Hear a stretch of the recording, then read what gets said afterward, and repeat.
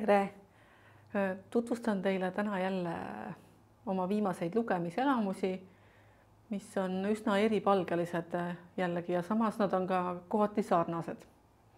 Esimeseks on Han Kang, Taimetoitlane, et sellest raamatust on viimasel ajal hästi palju juttu olnud. Autor sai eelmisel aastal Nobeli preemia ja see raamat Taimetoitlane on võitnud Bookeri auhinna. Nii et hästi palju on sellest juttu olnud ja muidugi siis ma tahtsin kohe lugeda, et millest see räägib.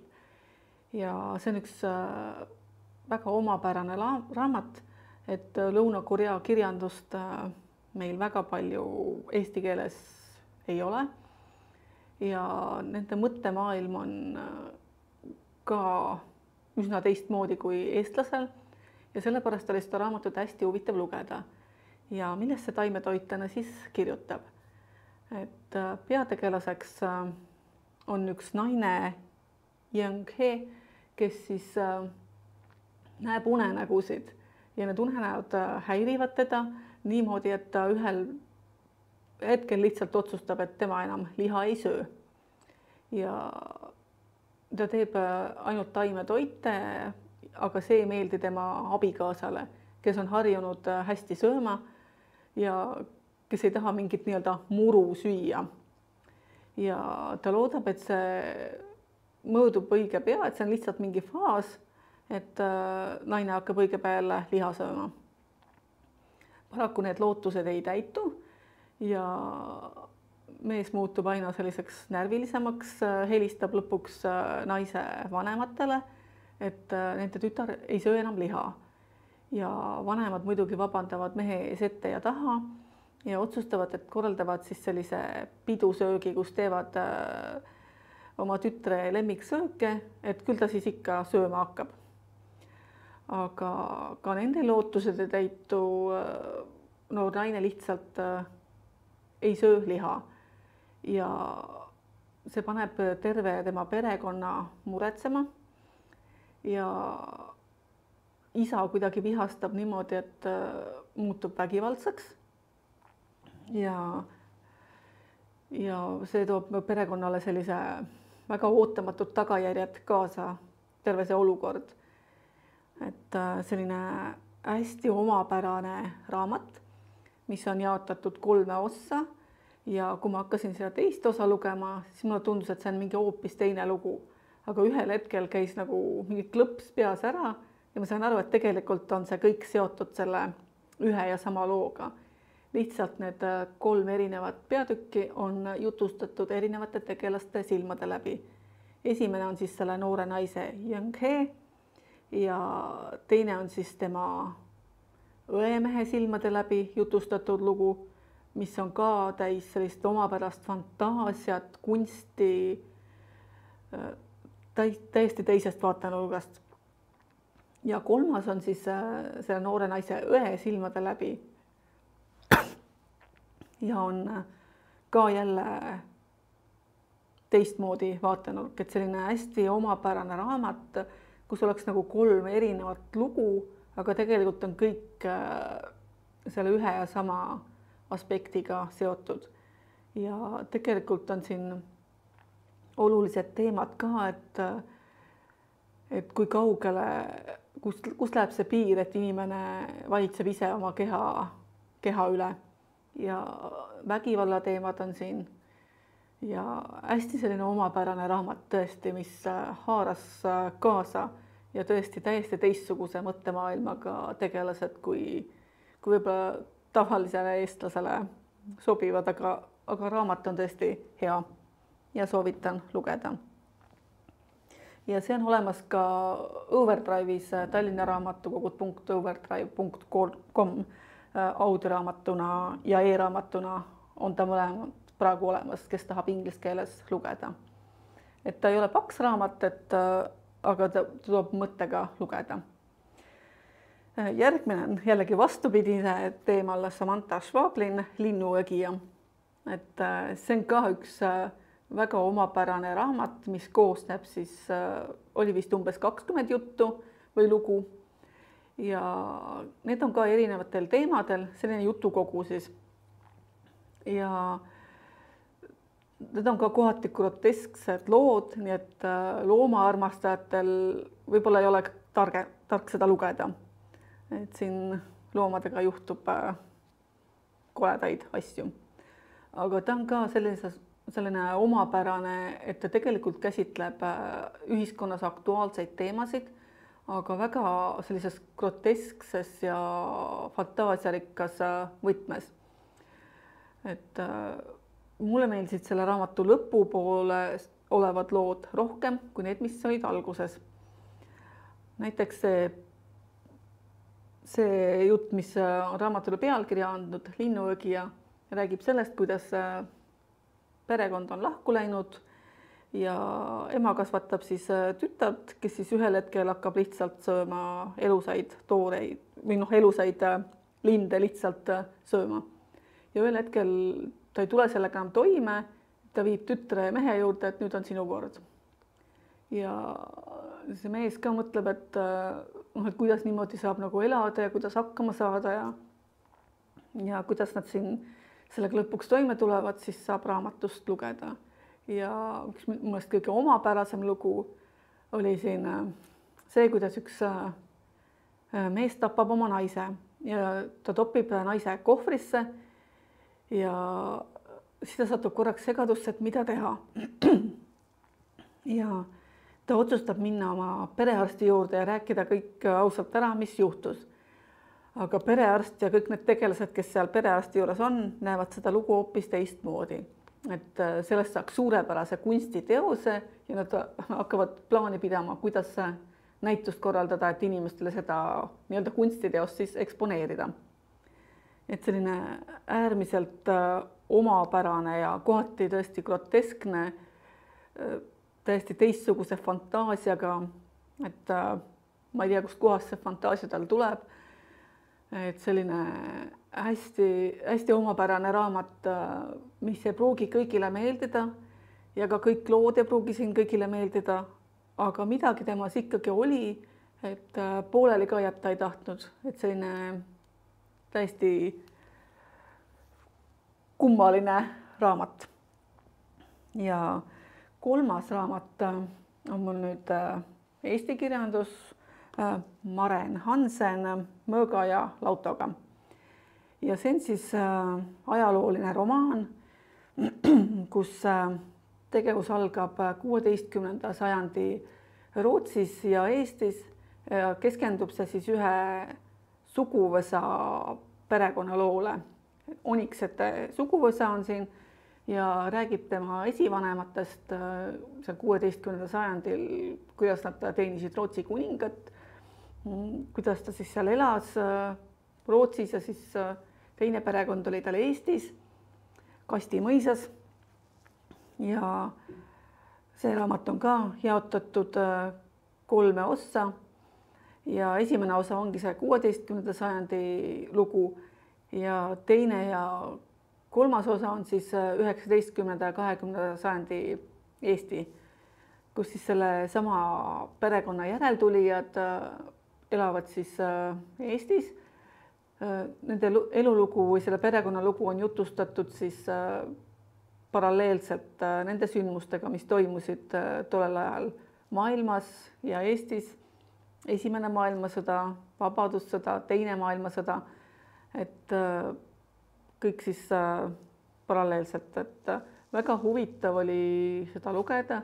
Minu jaoks see esimene osa oli võib-olla veidi igavam, aga teine ja kolmas osa olid täiesti kaasahaaravad, et võib-olla sellepärast, et see oli lähiminevik Eesti ajalugu, Eestis olulised sündmused ja kuidas siis see perekond nendega toime tuli, et mis juhtus nende pereliikmetega ja kõik on siin ära kirjeldatud, võib-olla mitte päris detailidesse laskutud, aga selline ajalooliselt ilmselt täpne ja selline võib-olla kohati lakooniline stiil ja kohati jutustav, aga selline täiesti kaasahaarav lugu siis Eestis olulistest sündmustest siis ühe perekonna loo taustal. Et täiesti soovitan lugeda, et mind haaras küll kaasa. Eriti just see teine ja kolmas raamatu osa. Et järgmine on ka perekonnast, aga natuke teises võtmes. Eduard Louis, kes tappis mu isa. Ja see on ka Overdrive'is e-raamatuna olemas, kes soovib inglise keeles lugeda. Et hetkel ta oli küll väljas, aga saab panna ennast seal järjekorda. Ja eelmine kord tutvustasin tema raamatut Muutuda meetod. Ja siin ta siis jätkab ka oma perekonna teemal, kus ta siis seekord on keskendunud isale. Hästi õhuke raamat, mingi 70 lehekülge umbes ja ongi alguses kirjeldab enda suhet isaga natuke nagu süvitsi, enda mälupilte isast. Ja kuna ta isaga eriti nagu rääkida ei saanud või isa ei rääkinud temaga eriti, siis põhilised detailid ta on saanud kas teada kas ema käest või sugulaste käest või isa sõprade käest. Ja siin ta arutleb ka selle üle, et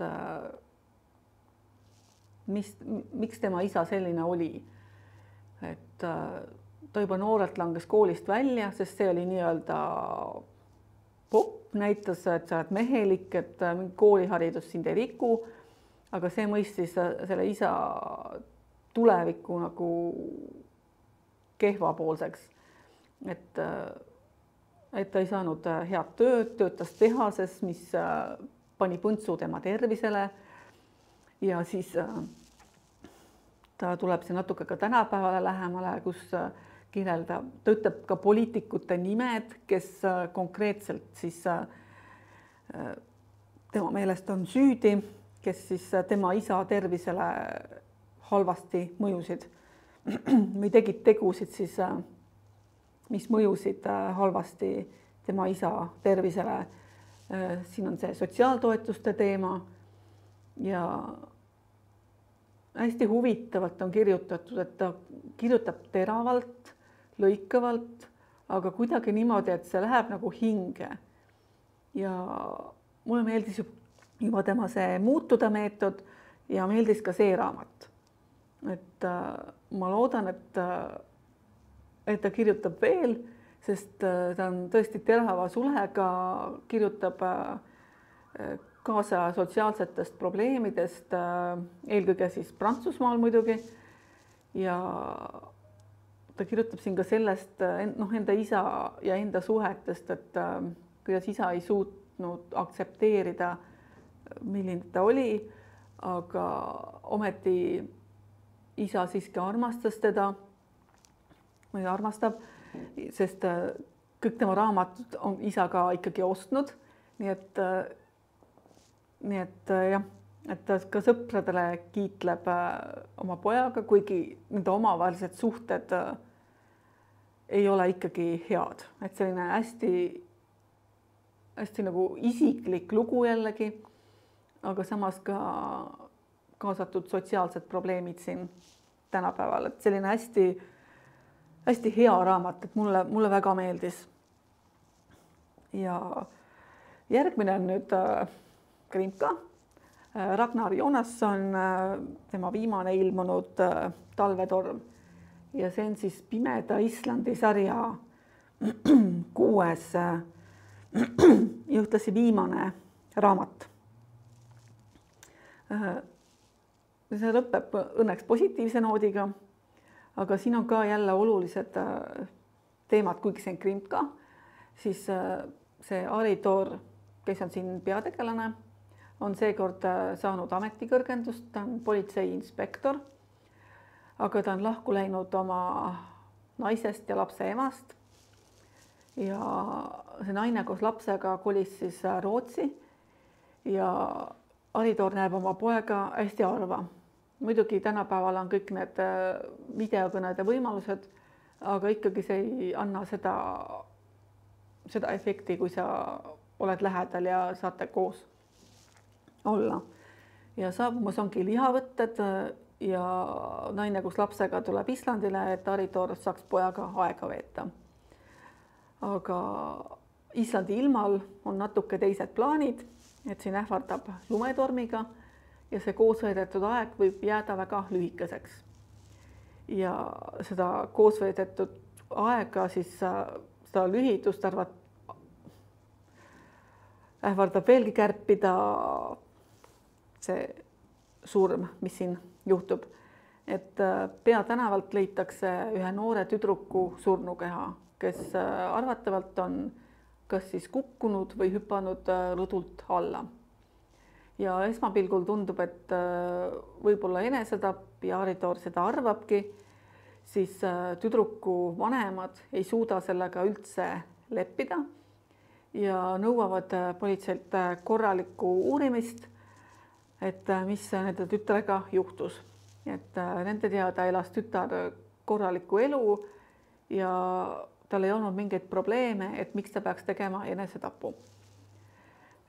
Aritoor siis püüabki oma pere kõrvalt siis uurimiseks aega leida ja välja tulevad ka mingid saladused tüdruku elus, aga kas need olid piisavad, et ta tappa või oli tegemist ikkagi enesetapuga. Et seda saab lugeda juba siit raamatust, et mulle see Ragnar Jonasson oma kirjastiililt väga meeldib, et ta krimkad ei ole sellised väga julmad ega väga verised, et pigem keskendutakse ka inimsuhetele ja siin on üheks oluliseks teguriks veel see Islandi ilm, mis mõjutab seda raamatu meeleolu ka, et autor on väga hästi suutnud edasi anda selle ilmastiku mõju inimestele ja kuidas ta mõjutab neid meeleolusid ja asju. Et hästi selline mõnus raamat ajaviiteks lugeda. Ja järgmine raamat on mul ka üks omapärane raamat, mis mulle kohati meeldis, aga kohati ei meeldinud. On Jaapani kirjaniku Junichiro Tanizaki Arutu armastus. Et peategelased mulle siin eriti ei sümpatiseerinud, aga ometi on raamat nii huvitavalt kirjutatud, et tahad ikkagi lõpuni teada, millega see kõik lõpeb. Et siin on peategelaseks 28-aastane Joji, kes siis on selline pintsaklipslane, töötab ühes firmas, tema elu on üsna tavaline, hommikul tööle, töölt koju õhtul ja ühel hetkel ta läheb kohvikusse, kus ta siis kohtub 15-aastase Naomiga. Ja talle hakkab see tüdruk meeldima ja ta otsustab sellest tüdrukust nii-öelda kasvatada endale meelepärase naise. Ja ta räägib tüdruku vanematega, need ei ole üldse vastu ja nii see tüdruk läheb tema juurde elama, kus ta siis elavad alguses lihtsalt koos nagu sõbrad. Ta paneb tüdruku õppima inglise keelt ja laulmist ja see toimub kõik Jaapanis esimese ja teise maailmasõja vahelisel perioodil, kus siis Jaapan üritab moderniseeruda, ta laseb enda kultuuri läänelikke mõjusid ja siis see peategelase mees on väga selle moderniseerimise poolt ja talle meeldib kõik see läänelik ja sellepärast ta üritabki sellest Naomist kasvatada läänelikku naist. Naomi isegi tegelikult näeb välja nagu läänelik naine natuke välimuselt. Ja milleni see kõik siis viib, et lõpuks nad abielluvad, aga siin mina ei leia, et siin oleks nagu armastust, et siin on küll iha ja soovid, aga selline väga kummaline lugu, et see noormees kasvatab tüdruku enda käe järgi, et elu oleks selline hea ja mõnus aga lõpuks ta avastab, et Naomi ei ole üldsegi selline, vaid on selline tõrges, teeb nii, nagu tema tahab ja mees lubas talle head elu ja Naomi tahab seda kõike saada, aga lõpuks nende see rahaline seisukord muutub nagu halvemaks tänu sellele. Ja kuhu see siis kõik välja jõuab, et selline hästi omapärane raamat, et üks siis tahab tõesti head elu ja et kõik oleks nii, nagu tema soovib ja teine tahab ka head ja turvalist elu, aga enda tingimuste järgi. Et selline hästi omapärane raamat, aga probleemid on kohati ka tänapäevased, et just see suhete teema siin. Et soovitan igal juhul tutvuda, mis siis, et see teema on selline võib-olla tänapäevase lääne inimese mõttemaailmaga enam väga ei sobi, aga ta oli ikkagi huvitav ja põnev. Et pooleli jätmist ei kaalunud raamatul. Ja viimane raamat, mida ma täna tutvustan, on üks minu selle aasta lemmikuid. See on siis Graham Swift Emadepüha. Ja see on peamine tegevus, toimub siin 1 päeva jooksul. See on 30. märts 1924.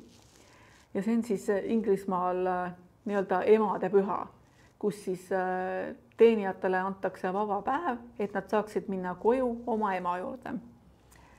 Ja siin peategelasel on orb, ta jäeti lapsena maha imikuna ja ta ei tea, kes tema vanemad on ja tal ei ole ema juurde minna, tal ei ole kuskile minna.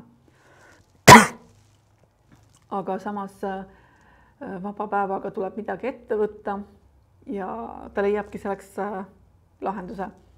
Et tal on salasuhe naabermõisa perepojaga, kes siis kutsub ta enda juurde ja see on midagi esmakordset, et tavaliselt nad on saanud kokku kusagil nurgatagustes niimoodi, et teised ei näe, aga tal lubatakse tulla majja eesuksest perepoja tuppa ja selline hästi kirjutatud on kõik see tegevus, et kui ma seda lugesin, siis ma tundsin, et ma olen täpselt seal hetkes, et kuidas ta kirjeldas seda päeva, et oli küll 30. märts, aga haruldaselt soe nagu suvepäev, kuidas need valged kardinad seal tuules lehvisid ja kuidas see lugu siis arenes, et nad ise ei nimetanud oma lugu vähemalt valjusti armastuseks, aga nad olid juba aastaid tegelikult niimoodi salaja kokku saanud ja tegelikult pidi see perepoeg olema kusagil mujal. Ta pidi sõitma ühte hotelli, kus tal oli kohtumine oma tulevase pruudiga. Aga niimoodi hommikupooliku veetsid nad seal voodis ja kõik see, kuidas ta seda kirjeldab, et see on nagu ääretult kaunis. Ja teine pool sellest raamatust, mitte täpselt teine pool, vaid teine lugu sellest raamatust on siis sellest teenijast, et kuidas temast saab kirjanik ja kuidas see üks päev muutis siis tema elu niimoodi, et temast sai kirjanik. Et hästi kaunilt ja poeetiliselt on kirjeldatud kõike seda lugu ja mulle läks väga hinge see. Et igal juhul soovitan lugeda, et hästi selline õhuline ja mitte ükski sõna ei ole üleliiast siin raamatus, et kõik on täpselt omal kohal. Aitäh, et vaatasite, kuulasite, kaasa elasite. Kohtumiseni!